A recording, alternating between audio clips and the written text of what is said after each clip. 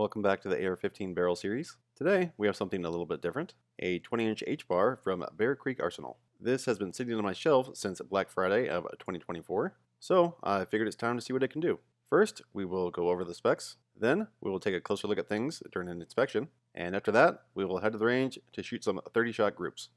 Alright, so this is a personal barrel of mine. I bought it during the Black Friday weekend of 2024, and I haven't it fired prior to the filming of this video. It's a 20-inch HBAR from Bear Creek Arsenal. It is button rifled and made from 416R stainless steel with a 223 wild chamber, 1:8 twist, rifle length gas, .750 gas block journal, and half by 28 threads. And moving on to the inspection, we'll start with the weight. And unsurprisingly, the 20-inch HBAR comes in at a hefty 3.3 pounds. And that makes it the heaviest contour so far at 0.166 pounds per inch of barrel length. The gas port was able to accept a .103 inch minus pin gauge, which is definitely on the larger side for a 20-inch barrel with rifle length gas. Moving on to the barrel extension diameter, this one measures a little bit smaller than average, which will make installation easier, but will result in a looser fit with the upper receiver. The gas block journal diameter is also on the smaller side compared to the other ones that I've measured, which will make it a little bit more challenging to get a good gas seal with the gas block. Next, we have the throat erosion gauge, and this barrel is starting at a 1 on this gauge, which is normal. And this is a 223 wild chamber function gauge, which will check the chamber and throat dimensions to make sure that they are at least minimum size. And I'll also be using a stripped JP bolt. And this barrel passes with this bolt. Next, we have a Forester minimum headspace gauge. And the barrel passes with this bolt. Here is a 223 no-go gauge. And the bolt does not lock in place, which is good, so the barrel passes this gauge as well. Next up, I'll use my Teslong Borescope to take a look at the inside of the barrel. Starting at the chamber, there's nothing much to see here. Everything looks as it should, with no obvious defects that I can see. And making our way up to the throat, we have quite a bit more to look at here. So, this is probably the roughest and most uneven throat that I've seen so far. This is pretty interesting to look at. And just for kicks, here's a side-by-side with a chrome-lined barrel from Criterion. Obviously these barrels are different in many ways, and are made to fit two different price points, but there is quite a clear difference when you start to look at the details, such as the throat, which we're looking at here. But anyway, let's take a look at the rifling, and I can see what looks to be a crosshatch pattern in the rifling. I would assume that's from the honing process, but overall the rifling looks fine. There are a few defects here and there in the rifling, nothing particularly horrendous, but not the cleanest rifling that I've seen. Here's a look at the gas port, which looks fine to me. No huge burrs or anything. The port looks pretty clean to me. And last, here's a peek at the crown, which looks a bit rougher than what I would prefer. The leading edge of the crown looks to have a bit of a burr on there, and the rifling lands look to have some defects as well. So we'll see if any of this shows up in the groups.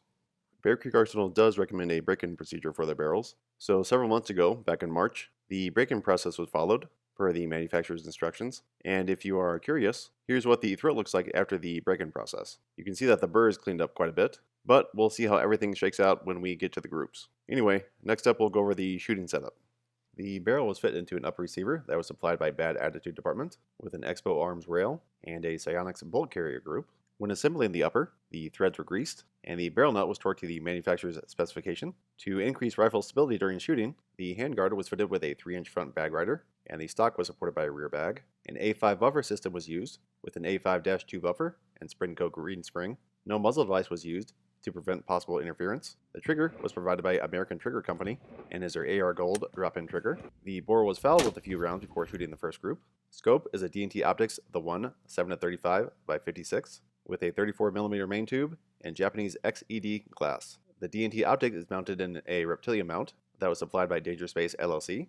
The mounting clamps were torqued to 45 inch-pounds, and the rings to 15 inch-pounds. Parallax was appropriately set. A Garmin Zero C1 Pro chronograph was used to collect velocity data. A Mantis X10 Elite was mounted to the front of the handguard to keep track of rifle stability and detect any possible shooter-induced flyers. Groups were measured using the Ballistic X app. Each group is 30 shots. This simulates a match or practical type scenario where the barrel will get some heat into it, and also gives us a decent sample size to work with.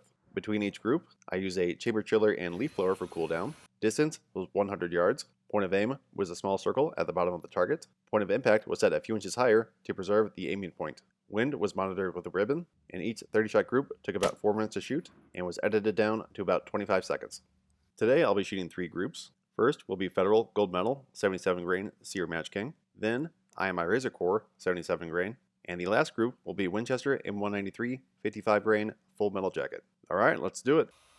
Okay, we will get things kicked off here with the Federal Gold Medal. This stuff has a pretty good reputation, and it's performed pretty well for me out of the barrels that I've shot it from. So, we'll see what I'm able to get out of it today with the BCA HBAR. The Federal Gold Medal is loaded a little bit lighter compared to other 77 grain loads, such as the IMI Razor Core, which we'll get to next. But with the Federal having lower velocity, the recoil seems to be a little bit less. However, given that this BCA is a 20-inch HBAR with rifle length gas, the recoil was a little bit more than I was expecting. That's not to say that it was harsh or unmanageable, but I expected it to be a little bit softer. Anyway, I felt like the shooting went well on my end for this group. I didn't feel like I pulled any of the shots or anything, but I did forget to turn the chronograph on for the first 9 shots, so there's that. Brass was ejecting a bit forward at about 2 o'clock or so, and we end up with a pretty solid group. Okay, so the Federal Gold Medal 77 grain Sear Match King is rated at 2,720 feet per second out of a 24-inch barrel, and we got 2,617 feet per second out of this 20-inch barrel, which seems about right. And velocity variation looked okay, with a velocity standard deviation of 22 feet per second and extreme spread of 70 feet per second. Rifle stability looked fine, with an average score of 99.7 and a low score of 99.4.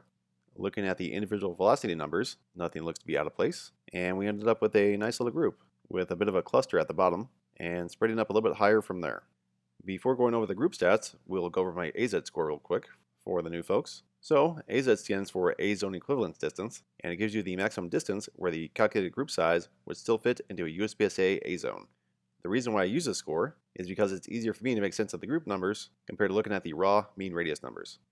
And with that, the BCA ended up with a 30-shot group size of 1.739 MOA, with a mean radius of 0.465 MOA, which gives us a pretty impressive A-ZED score of 303 yards. Or, if you want some more conventional numbers to look at, if we take the 30-shot group and break it down into 3 10-shot groups, we had a very consistent 10-shot group size of 1.4 MOA. And if we compare the BCA 20-inch HBAR to all the other barrels I've shot with this ammo, the BCA comes in a very respectable 6th place out of 14 groups. So, a better than expected start from the BCA. Anyway, let's get started with the next group.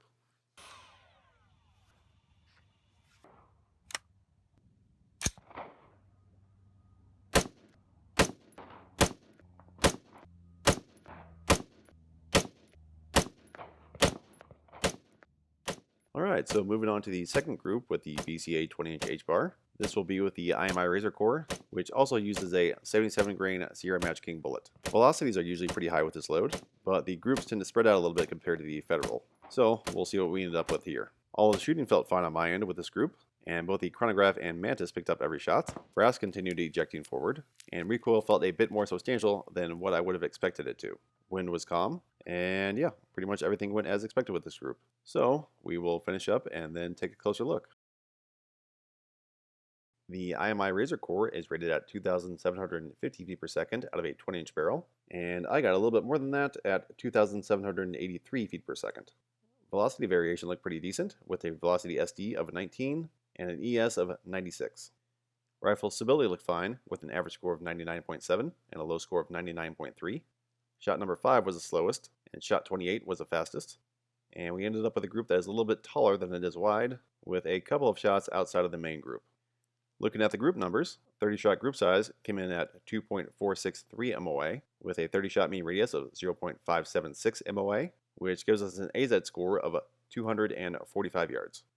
And if we break the 30-shot group down into 3 10-shot groups, the best 10-shot group was 1.1 MOA, and the average 10-shot group size was 1.5 MOA.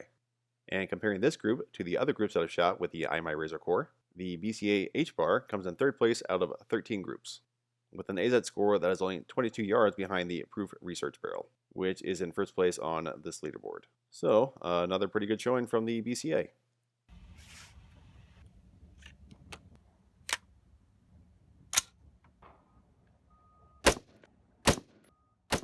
Okay, so the last group will be with Winchester M193. And if you have any experience with this stuff, or if you've seen my other videos, I think you know to lower your expectations for this one, because this stuff usually shoots pretty bad. And also, there are some barrels that absolutely hate this ammo. Anyway, shooting felt fine on my end with this group.